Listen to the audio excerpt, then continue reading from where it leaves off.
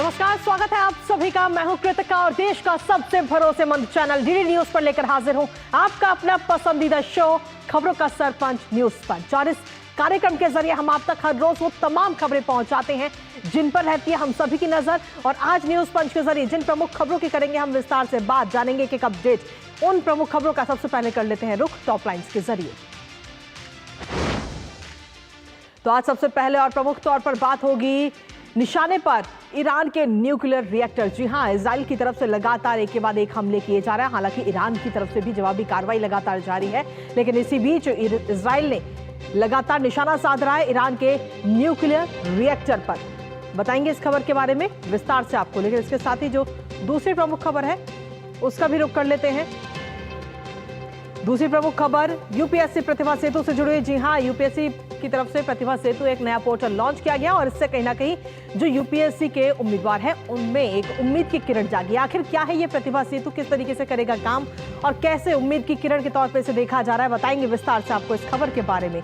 लेकिन इसके साथ ही जो तीसरी प्रमुख खबर उसका भी रुख कर लेते हैं, जहां आपको बता दें कि 5 साल बाद एक बार फिर से बाबा कैलाश की मानसरोवर यात्रा जो है वो आज से शुरू हो रही है। बताएंगे इस खबर के बारे में विस्तार से आपको, किस तरीके की हैं तैयारियां और कितने जत्थे होंगे रवाना इस बार, कितने श्रद्धालु इस बार दर्शन कर सकेंगे, वहां पर इस यात्रा का फायदा ले सकेंगे। बताएंगे इस खबर के बारे में विस्तार से आपको। तो चलिए शुरुआत करते हैं न्यूज पंच की। सबसे पहले आज के प्रमुख और अंतर्राष्ट्रीय जगत से जुड़ी प्रमुख खबर का। ईरान और इजराइल के बीच संघर्ष का आज 8वां दिन है। दोनों देशों ने एक दूसरे पर हमले और तेज कर दिए हैं और फिलहाल सीज फायर का नामो निशान नजर नहीं आ रहा। नेतन्याहू ने सभी ईरानी परमाणु ठिकानों पर हमले की चेतावनी दी है। वहीं अमेरिकी राष्ट्रपति डोनाल्ड ट्रंप ईरान को सरेंडर करने का अल्टीमेटम दे चुके हैं, तो वहीं ईरान के सुप्रीम लीडर अयातुल्लाह खामेनेई साफ कर चुके हैं कि ईरान एकजुट है और वो सरेंडर बिल्कुल नहीं करेगा। इसके साथ ही चैनलों को भी निशाना बनाया जा रहा है दोनों देशों की तरफ से। लगातार चेतावनियां दी जा रही हैं। अब बात अमेरिका की करें तो डोनाल्ड ट्रंप ईरान पर हमले को लेकर फिलहाल अभी कंफ्यूज हैं। वो 2 हफ्ते में अपना फैसला लेंगे। करेंगे लेटेस्ट अपडेट को लेकर चर्चा अपने संवाददाता से, लेकिन उससे पहले आपको दिखाते हैं ईरान इजराइल जंग डे 8। तो ईरान इजराइल जंग का आज 8वां दिन है। ईरान के एक और न्यूक्लियर रिएक्टर पर हमला इजराइल की तरफ से किया गया है, जिसकी तस्वीरें भी इस वक्त हम आपको दिखा रहे हैं। और इन तस्वीरों के माध्यम से आप साफ तौर पर समझ सकते हैं कि ये जंग और कितनी भीषण होती हुई नजर आ रही है दोनों देशों के बीच में। तो एक और न्यूक्लियर रिएक्टर पर यह हमला किया गया है और उसकी तस्वीरें भी सामने आ चुकी हैं। खोर्नव न्यूक्लियर रिएक्टर पर एयर स्ट्राइक इजराइल की तरफ से की गई है, जहां आपको बता दें कि अराक न्यूक्लियर रिएक्टर को बीते कल निशाना इजराइल की तरफ से बनाया गया था और आज अगर हम देखें तो आज एक बार फिर से ये निशाना बनाया गया है। दोनों जगहों पर मौजूद है हैवी वाटर रिएक्टर और तेहरान में भी इजराइल ने एयर स्ट्राइक की है। तो इजराइल लगातार हमले पर हमले कर रहा है और ईरान की तरफ से भी जवाबी कार्रवाई की जा रही है। इजरायली न्यूज चैनल को धमकी भी दी गई है, निशाने पर है। और साथ ही ईरान ने चैनल 14 पर हमले की ये धमकी दी है। चैनल 14 को बताया गया है नेतन्याहू का माउथ पीस और कहा है कि ये नेतन्याहू का माउथ पीस है और इस पर हम हमला करेंगे। इस तरीके की चेतावनी इस वक्त ईरान की तरफ से दी गई है। इसके साथ ही इजराइल के निशाने पर ईरानी गांव भी अब आ चुके हैं और इलाका खाली करने की चेतावनी इजराइल की तरफ से दी जा चुकी है। हालांकि इससे पहले भी और बाकी कई सारी जगहों को लेकर इजराइल ने ईरान के कई सारे क्षेत्रों को निशाना बनाने से पहले वहां पर चेतावनी जारी की थी। उन जगहों को खाली करने के लिए कहा गया था और उसके बाद में उन जगहों पर हमले इजराइल की तरफ से किए गए हैं। तो चलिए सबसे पहले आपको कुछ तस्वीरें दिखाते हैं लेटेस्ट जो अभी हाल ही में सामने आई हैं। तो ये 3 तस्वीरें इस वक्त आपको दिखा रहे हैं। सबसे पहली तस्वीर में आप देख रहे हैं सोरोका हॉस्पिटल जहां पर ये हमले किए गए। वहीं दूसरी तस्वीर में आप देख रहे हैं रमतगन बिल्डिंग जहां पर हमला हुआ है और हमले के बाद की ये तस्वीरें आप देख सकते हैं कि इस हमले में बिल्डिंग को कितना नुकसान पहुंचा है, क्षतिग्रस्त ये बिल्डिंग हुई है। और साथ ही तीसरी तस्वीर में आप देख रहे हैं विजमन इंस्टीट्यूट ऑफ साइंस की बिल्डिंग जहां पर ये निशाना साधा गया है। तो सीधे तौर पर दोनों ही देशों की तरफ से ईरान और इजराइल दोनों एक दूसरे पर लगातार हमले पर हमले कर रहे हैं, चेतावनियां दी जा रही हैं और लगातार सायरन भी सुनाई उस क्षेत्र में दे रहे हैं। फिलहाल ये 3 तस्वीरें सामने आई हैं जो अपने आप में वहां की जो हालात है उनको बयां कर रहे हैं। तो ईरान की तरफ से मिसाइलें भी दागी गई हैं, वो तस्वीरें भी आपको दिखाते हैं। तो ये तस्वीरें इस वक्त दिखा रहे हैं ईरान की तरफ से जो मिसाइलें दागी गई हैं इसराइल के ऊपर, उसकी ये तस्वीरें हम आपको दिखा रहे हैं इस वक्त। और आप समझ सकते हैं कि ये युद्ध या इसे जंग कहें, संघर्ष कहें, लेकिन फिलहाल जो हालात हैं वो सामान्य बिल्कुल भी नजर नहीं आ रहे हैं और दिन प्रतिदिन ये और हालात बिगड़ते हुए नजर आ रहे हैं। दोनों देशों में काफी नुकसान एक दूसरे को इस वक्त हो रहा है, तो ये तस्वीरें इस वक्त सामने आई। लेकिन इसके साथ ही आपको बता दें कि ट्रंप इस वक्त, डोनाल्ड ट्रंप अमेरिका के राष्ट्रपति, वो इस वक्त कंफ्यूज नजर आ रहे हैं। कैसे, वो भी आपको बताएंगे। लेकिन सीधे तौर पर कहा गया है कि ईरान पर 2 हफ्ते में फैसला वो लेंगे। ईरान पर हमले को लेकर डोनाल्ड ट्रंप इस वक्त कंफ्यूज हैं और 2 हफ्ते में वो फैसला लेंगे अपना और फाइनल कॉल करेंगे। अटैक के फाइनल ऑर्डर पर फैसला फिलहाल उन्होंने टाल दिया है और कहा है कि हमला करना है या नहीं, ये 2 हफ्ते में ट्रंप इसका फाइनल कॉल लेंगे। व्हाइट हाउस की तरफ से ये बयान इस वक्त जारी किया गया है। ईरान पर हमले को लेकर ये बयान व्हाइट हाउस ने जारी किया है और ईरान से बातचीत की अभी काफी गुंजाइश है, ये बात भी सीधे तौर पर कही गई है। इसके साथ ही आपको बता दें कि ईरान के अमेरिका से संपर्क साधने के बाद ये अहम फैसला आया है, क्योंकि इससे पहले अगर हम देखें तो डोनाल्ड ट्रंप की तरफ से कहा गया था कि अब काफी देर हो चुकी है और अब कोई नतीजा नहीं निकल सकता। ये बात डोनाल्ड ट्रंप ने की थी कि अब कोई फायदा नहीं है बातचीत का, लेकिन अब कहीं ना कहीं 2 हफ्ते के समय की बात उनकी तरफ से कही गई। लेकिन इसी को लेकर के आपको बता दें कि व्हाइट हाउस की प्रवक्ता कैरोलिना लेविट की तरफ से क्या कुछ कहा गया, एक बार वो आपको सुनाते हैं। I know there has been a lot of speculation amongst all of you in the media regarding the president's decision making and whether or not the United States will be directly involved. In light of that news, I have a message directly from the president, and I quote, "Based on the fact that there's a substantial chance of negotiations that may or may not take place with Iran in the near future, I will make my decision whether or not to go within the next 2 weeks." That's a quote directly from the president for all of you today. तो white house ने ये साफ किया है कि 2 हफ्ते का समय और 2 हफ्ते के बाद में फाइनल कॉल ली जाएगी कि अमेरिका इस हमले में शामिल होगा या नहीं होगा इजराइल की तरफ से। इस पर नजर हमारी लगातार बनी रहेगी। लेकिन इसी बीच आपको बता दें कि इजराइल की तरफ से, नेतन्याहू की तरफ से एक बड़ा बयान भी सामने आ चुका है। उन्होंने क्या कुछ कहा है वो भी आपको बताते हैं। उन्होंने सीधे तौर पर कहा है कि इजराइल अकेले ही ईरान के लिए काफी है। ये बात इजराइल की तरफ से कही गई है। ईरान के न्यूक्लियर ठिकानों को निशाना बनाने की पूरी ताकत है, ये बात नेतन्याहू ने कही है कि वो अकेले ही ईरान पर हमले के लिए काफी है, निशाना साधने के लिए काफी है। ट्रंप को फैसला करना है कि वो इसमें शामिल होना चाहते हैं या नहीं। ट्रंप की तरफ से जब 2 हफ्ते की बात कही गई उसके बाद में ये बयान सामने आया। ईरान में सत्ता परिवर्तन उनका मेन टारगेट नहीं है, ये बात नेतन्याहू ने कही है। इसके साथ ही आपको बता दें कि ईरान में तख्ता पलट का मामला उसका आंतरिक मामला है। नेतन्याहू ने यह साफ कर दिया कि हमें इससे कोई लेना देना नहीं है, हमें इससे कोई मतलब नहीं है। इसके साथ ही अमेरिका ने अभी ईरान पर हमला नहीं किया है, ये भी जानकारी दी गई है। और इसके साथ ही आपको बता दें कि अमेरिका की तरफ से अभी हमला नहीं किया गया। साथ ही इजराइल की बहुत मदद अमेरिका की तरफ से लगातार की जा रही है। हालांकि बीच में कुछ ऐसी खबर भी बीच में सामने आई थी कि अमेरिका इजराइल के साथ मिलकर हमला कर सकता है। लेकिन फिलहाल अगर जो ताज़ा अपडेट है उसके मुताबिक अगर हम देखें तो 2 हफ्ते की बात कही गई है व्हाइट हाउस की तरफ से कि 2 हफ्ते के बाद इस चीज़ को लेकर के फैसला लिया जाएगा। लेकिन सीधे तौर पर मदद तो अमेरिका की तरफ से की ही जा रही है। इसके साथ ही बेंजामिन नेतन्याहू की तरफ से क्या कुछ कहा गया है, एक बार वो भी आपको सुनाते हैं। Trump will do what's best for America. I trust his judgment. He's a tremendous friend, a tremendous world leader, a tremendous friend of Israel and the Jewish people. And we will do what we have to do, and we are doing it. We are committed to destroying the nuclear threat, the threat of nuclear annihilation against Israel. We're able to do it. And we, of course, will make our own determination. But I have to say that the partnership with the United States, the partnership with President Trump, with whom I speak to almost every day, is incredible.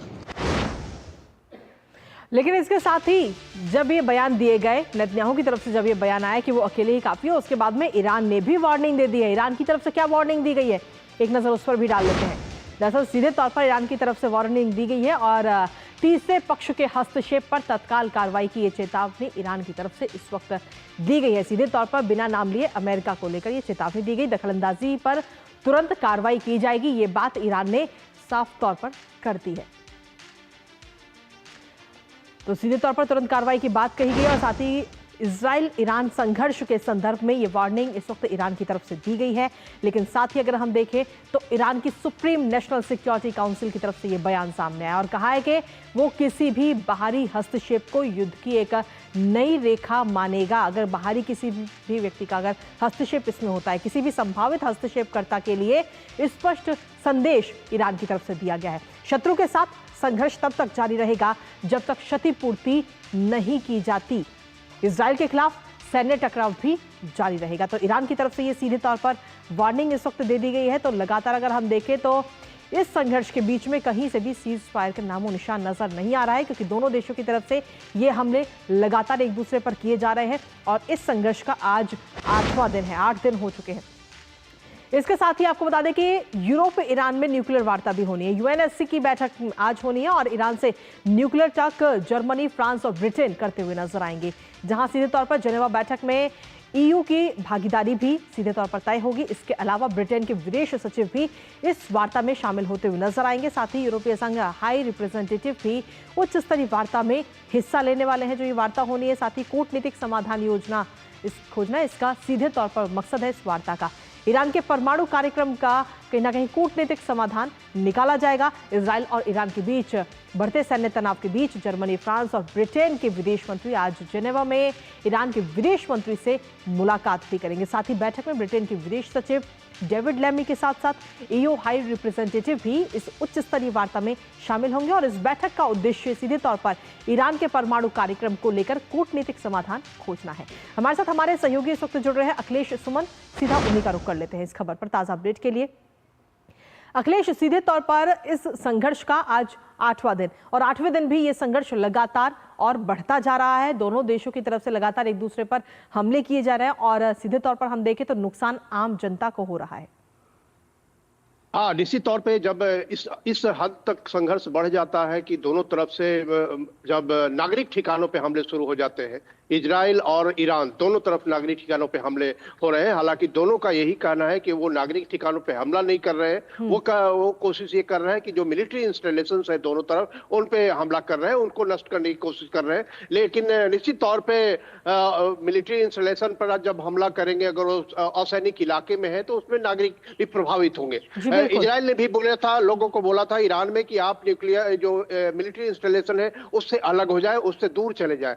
Iran ने भी कहा था कि Israel के लोगों को कि आप मिलिट्री इंस्टॉलेशन से दूर चले जाएं। लेकिन निश्चित तौर पे ये कहना बहुत आसान है, लेकिन करना बहुत मुश्किल है। इतने छोटे समय में नागरिकों को डिसलोकेट करना और रिलोकेट करना कहीं से कहीं, ये बहुत आसान नहीं होता है। तो ये जो पूरा इजराइल और ईरान के बीच का मामला है, निश्चित तौर पे उसमें दोनों तरफ की जनता जो है फंस गई है। और ये जो लड़ाई है, ये लड़ाई में चूंकि अंतर्राष्ट्रीय राजनीति पूरी तरह से जुड़ी हुई है, एक तरफ यूरोप की कोशिश हो रही है कि वो जेनेवा में बैठक करके कुछ समाधान निकाले अगर ईरान के अंदर फ्लेक्सिबिलिटी है। हालांकि ईरान ने पिछले दिनों कहा है, उनके विदेश मंत्री और यहाँ तक कि उनके राष्ट्रपति पेजेस्कियन भी लगातार कहते रहे कि हमारा परमाणु हथियार बनाने का कार्यक्रम नहीं है, हम शांतिपूर्ण ऊर्जा के लिए परमाणु जो संयंत्र है उसको लगाए हैं और उसके लिए पूरी तैयारी कर रहे हैं। लेकिन निश्चित तौर पर इजराइल हो या यूरोप के देश हो या अमेरिका हो, इन सारे लोगों को विश्वास ये है कि वो परमाणु हथियार की तैयारी कर रहा है। तो एक बीच का कोई अंडरस्टैंडिंग बन नहीं पा रही है और इसीलिए आज फ्राइडे को जिनेवा में बैठक होनी है, जिसमें कि ईरान के विदेश मंत्री अपना पूरा ब्लूप्रिंट दिखाएंगे कि हाँ क्या है हमारा पूरा प्रोग्राम। और उस ब्लूप्रिंट से अगर वो E3 जिनको बोलते हैं, वो E3 अगर उससे सहमत हो जाए तो उसके बाद वो अपने देश की सरकारों को और उसके अलावा डोनाल्ड ट्रंप को भी इस बारे में सूचित करेंगे कि यह है पूरी तैयारी, ये है स्थिति, वास्तविक स्थिति। क्योंकि IAEA की एक रिपोर्ट आई थी जिसमें IAEA ने कहा कि वो ईरान जो है वो न्यूक्लियर हथियार बनाने के कगार पे है। लेकिन अभी जो अमेरिका के अंदर से खबरें आ रही हैं, वो अमेरिका की तरफ से जो खबरें आ रही है, अमेरिका की तरफ से जो सूत्रों के हवाले से आ रही कि ईरान बिल्कुल कगार पे है, ऐसा नहीं है। दूसरी तरफ अमेरिका के अंदर जो मागा ग्रुप है, मेक अमेरिका ग्रेट अगेन, जो डोनाल्ड ट्रंप का ग्रुप है, उसके अंदर से विरोध शुरू हो गया है कि वो ईरान पर हमला करने के पक्ष में नहीं है, वो इस लड़ाई में उतरने के पक्ष में नहीं है। इसीलिए डोनाल्ड ट्रंप के सामने भी एक चुनौती है कि अपना बिल्कुल ये चुनौती है ही, और इस चुनौती का डोनाल्ड ट्रंप कैसे पार पाते हैं इस पर नजर हमारी लगातार बनी रहेगी। लेकिन फिलहाल 2 हफ्ते का समय की बात उनकी तरफ से कही गई है कि 2 हफ्ते के बाद वो इस पर फैसला लेंगे। फिलहाल बहुत बहुत शुक्रिया तमाम जानकारी और अपडेट हमारे साथ साझा करने के लिए अखिलेश। और इसी के साथ चलिए अगली महत्वपूर्ण खबर का रुख कर लेते हैं। यूपीएससी की तैयारी करने वाले अभ्यर्थियों के लिए दरअसल ये एक खुशखबरी है। जो अभ्यर्थी खूब मेहनत करने के बाद भी मात्र कुछ नंबरों से मेरिट लिस्ट में अपनी जगह नहीं बना पाते, उन उम्मीदवारों को अब रोजगार दिया जाएगा और इसके लिए शुरू किया गया है एक खास पोर्टल जो इन उम्मीदवारों को रोजगार दिलाएगा। दरअसल यूपीएससी में हर बार कई सारे ऐसे उम्मीदवार होते हैं जो सभी परीक्षाएं तो पास कर लेते हैं लेकिन मेरिट लिस्ट से बाहर हो जाते हैं और यूपीएससी द्वारा शुरू किया गया ये नया पोर्टल खास तौर पर उन्हीं उम्मीदवारों के लिए है। आखिर ये पोर्टल क्या है, किन उम्मीदवारों को इससे फायदा होगा और कैसे ये काम करता है, बताएंगे सब आपको। साथ ही करेंगे चर्चा अपने संवाददाता से भी, लेकिन उससे सबसे पहले एक नजर डालते हैं इस पोर्टल पर। तो यूपीएससी ने ये नया पोर्टल, खास पोर्टल ये शुरू किया है और एक नई पहल के तौर पर भी इसे देखा जा रहा है। ये पोर्टल जो यूपीएससी प्रतिभा को एक और दूसरी पहचान देता हुआ नजर आएगा। साथ ही आपको बता दें कि प्राइवेट और सरकारी संस्थान से सीधे उम्मीदवार अब इसके जरिए आगे आने वाले समय में जुड़ते हुए नजर आएंगे। प्रतिभाशाली जो कैंडिडेट्स हैं उनको अब नौकरी के अवसर मिलेंगे। अगर वो यूपीएससी का जो एग्जाम होता है, जो इंटरव्यू होता है, अगर उसे नहीं निकाल पाते तो भी उन्हें अवसर मिलेंगे। 10,000 से ज्यादा योग्य उम्मीदवारों का डाटा जो है वो इस पोर्टल पर अभी तक तैयार किया जा चुका है। यूपीएससी के टॉप हैं लेकिन अनसिलेक्टेड प्रतिभाओं को सीधे तौर पर कंपनियां हायर कर सकेंगी, उन्हें चुन सकेंगी। खासतौर पर कुछ नंबर से चूक जाते थे अभ्यर्थी और अब उन अभ्यर्थियों के लिए ये एक और नया मौका, ये एक रोजगार का ये मौका दिया जा रहा है। और सीधे तौर पर हम देखें तो सरकारी, पीएसयू और जो निजी कंपनियां हैं वो सीधे तौर पर इन अभ्यर्थियों का चयन कर सकती हैं। लेकिन इसके साथ ही अगर हम देखें तो आखिर ये पोर्टल क्या है और कैसे ये काम करता है, एक नजर उस पर भी डाल लेते हैं। लेकिन साथ ही आखिर कौन कौन से अभ्यर्थी इसमें परीक्षाओं में मौका रोजगार का मिलेगा वो भी आपको बताते हैं। Civil services exam, Indian forest service exam, साथ ही central armed police force exam और इंजीनियरिंग सर्विसेज एग्जाम, इन परीक्षाओं को पास करने वाले जो अभ्यर्थी हैं उनको सीधे तौर पर मौका मिलेगा। इसके साथ ही अगर हम देखें तो कंबाइंड जियो साइंटिस्ट एग्जामिनेशन, सीडीएस के एग्जाम, इंडियन इकोनॉमिक सर्विस और कंबाइंड मेडिकल सर्विस एग्जाम, तो ये 8 वो एग्जाम जिनको पास करने के बाद भी अगर जो अभ्यर्थी हैं वो अगर चूक जाते हैं तो उनको रोजगार का एक और मौका अब दिया जाएगा ताकि उनकी प्रतिभा जो है वो वेस्ट ना हो। इसी के साथ ही इस पोर्टल का नाम रखा गया है प्रतिभा सेतु पोर्टल। आखिर ये प्रतिभा सेतु पोर्टल क्या है, एक नजर वो भी डाल लेते हैं। Professional resource and talent integration bridge for hiring aspirants, सीधे तौर पर ये फुल फॉर्म है इस प्रतिभा सेतु की। लेकिन इसके साथ ही ये किस तरीके से काम करता है, पब्लिक डिस्क्लोजर योजना के रूप में पहले इसको जाना जाता था, पब्लिक डिस्क्लोजर योजना के तौर पे, और अब नियोक्ताओं तक उम्मीदवारों की जो पूरी डिटेल है वो इस पोर्टल के जरिए पहुंचाई जाती है। जो कंपनी है उन तक इसकी पूरी जानकारी दी जाती है। वो अभ्यर्थी जो परीक्षा में पास हुए लेकिन इंटरव्यू क्लियर नहीं कर पाए हैं जिसकी वजह से मेरिट में वो रह गए हैं, उनके लिए खास तौर पर, और सभी परीक्षाएं पास हैं लेकिन मेरिट सूची में उनका नाम नहीं है, उनके लिए खास तौर पर इस पोर्टल को लाया गया है। नियोक्ता जो है उम्मीदवारों के सीधे तौर पर इस पोर्टल के जरिए वो जानकारी ले सकते हैं। इंटरव्यू क्लियर ना होने पर अभ्यर्थियों को नौकरी का एक और मौका इस पोर्टल के जरिए दिया जाता है। हमारे साथ हमारे सहयोगी अजीत इस वक्त जुड़ रहे हैं, सीधा उन्हीं का रुख करेंगे ताजा अपडेट के लिए। अजीत, अगर सीधे तौर पर देखें तो अभी चलिए हमारा संपर्क अभी उनसे टूट गया है, लेकिन इसी के साथ अगर हम देखें तो सीधे तौर पर ये प्रतिभा सेतु का इस वक्त शुरुआत की गई है जो कि कहीं ना कहीं एक नई उम्मीद की किरण के तौर पर यूपीएससी अभ्यर्थियों के लिए सामने आ रही है। इसी के साथ चलिए अब अगली महत्वपूर्ण खबर का रुख कर लेते हैं, जहां आपको बता दें कि अब बात करते हैं कैलाश मानसरोवर यात्रा की, जो मात्र तीर्थ यात्रा नहीं बल्कि एक साधना है। एक ऐसी साधना ईश्वर और भक्त के बीच प्रेम को दर्शाती है। यात्रा के दौरान रास्ते में कितनी ही समस्याएं क्यों ना हो आ जाएं, लेकिन फिर भी भक्त अपनी जिद के आगे हर मुश्किल को छोटा कर देते हैं। 5 साल के अंतराल के बाद आज से सिक्किम से कैलाश मानसरोवर की यात्रा की शुरुआत हो रही है और इस यात्रा के सुचारू संचालन के लिए सभी तमाम तैयारियां भी पूरी कर ली गई हैं। इस साल सिक्किम के नाथुला से कैलाश मानसरोवर यात्रा पर कुल 10 जत्थे जाएंगे और पहले जत्थे में सरकारी अधिकारियों के अलावा 37 लोग भी हैं। आपको ये भी बता दें कि प्रत्येक जत्थे को यात्रा पूरी करने में करीब 11 से 12 दिन लगते हैं।